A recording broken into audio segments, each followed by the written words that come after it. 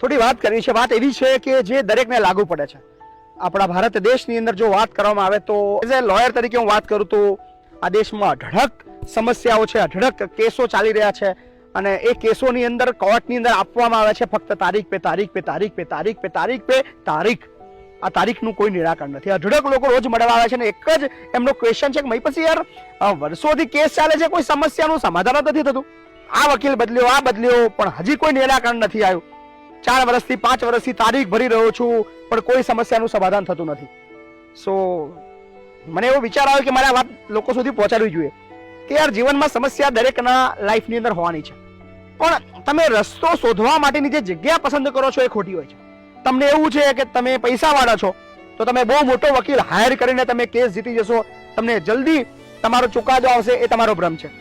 તમને એવું છે કે તમારી બહુ મોટા નેતાઓની ઓળખાણ છે અને નેતાઓ ને તમે એની સાથે મિત્રતા કરીને અથવા એને કામ સોંપીને તમારું કામ ફાસ્ટલી કરાવી શકશો, 2-5% કદાચ સક્સેસ થઈ જાવ, બની શકે, પણ એ પણ તમારો ભ્રમ છે.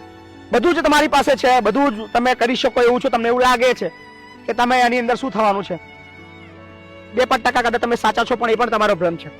તમારે જો ન્યાય જોઈએ છે, તમારે જો ફાસ્ટ સોલ્યુશન જોઈએ છે, તમારે જો જલ્દી નિરાકરણ લાવવું છે, એક જ રસ્તો છે.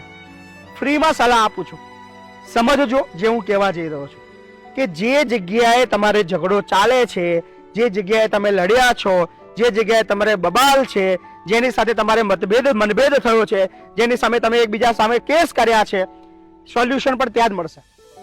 એક વખત હિંમત કરીને, ઈગો સાઈડમાં મૂકીને, તકલીફો ભૂલીને, વેરઝેર ભૂલીને એ વ્યક્તિ સામે એકવાર દિલથી બેસી જાઓ, એને કહો ચલાય આપણે ચા પીએ. વર્ષોથી આપણે લડી તો રહ્યા જ છીએ, પણ આજે આપણે ચા પીવા ભેગા થઈએ અને બેસીએ અને પછી વાતચીત કરો કે યાર વર્ષોથી કેસ લડ્યા, આપણને શું મળ્યું, ચાલ આપણે બંને જ સમાધાન કરીએ, આપણે બંને જ નક્કી કરીએ કે આની અંદર સારું સાચું શું છે, ટ્રાય કરી જુઓ. હું એવું નથી કહેતો કે બધા કેસ પતી જશે, બધા તમારી સામે બેસી જશે અને બધા કેસોનું નિરાકરણ આવી જશે, પણ કદાચ મારા એક વિડીયોથી કોઈ એકાદ કેસનું પણ સમાધાન થઈ ગયું તો એને નહીં ભરવી પડે તારીખ પે તારીખ પે તારીખ પે તારીખ. કારણ કે મને ખબર છે ખૂબ પીડાદાયક છે. પોતાનો કામ ધંધો મૂકીને કોર્ટની બહાર જ્યારે બેસી રહેવાનું થાય ને સાહેબ, ખૂબ પીડા થાય છે. સો ટ્રાય કરજો કે જ્યાં તમને તકલીફ છે સમાધાન પણ ત્યાં જ રહેલું છે, સોલ્યુશન પણ ત્યાં જ રહેલું છે. અને તારીખ પે તારીખ પે તારીખથી ક્યારેય પણ ભલું થવા નથી. ભલું ત્યારે થશે જ્યારે લડ્યા છો, ઝઘડો થયો છે, એ બંને સાથે બેસીને નિરાકરણ માટે પ્રયત્ન કરશો તો ચોક્કસથી સમાધાન મળવાની સંભાવના ખૂબ ઝડપથી છે. તો થેન્ક યુ. વિડીયોને શેર કરજો અને વાત ગમી હોય તો ચોક્કસથી તમારા મિત્રને મોકલી આપજો.